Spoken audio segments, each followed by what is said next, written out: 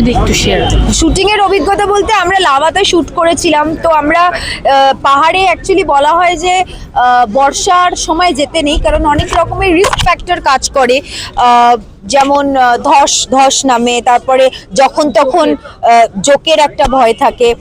তো আমাদের পুরোটাই আর কি লাভাতে, নট পুরোটা, পার্শিয়ালি লাভাতে হয়েছিল। সেখানে কাঞ্চনদার চুলে জোক পড়ছে, আমার শাড়ির নিচ থেকে জোক উঠছে, সেইটা নিয়েই আমরা ভীষণ ট্রমাটাইজড ছিলাম।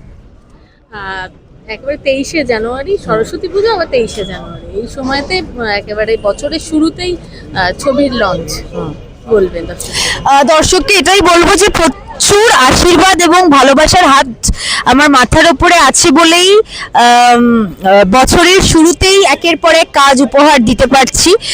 এটা আমার মনে হয় দর্শকদের ভালোবাসা ছাড়া হতো না।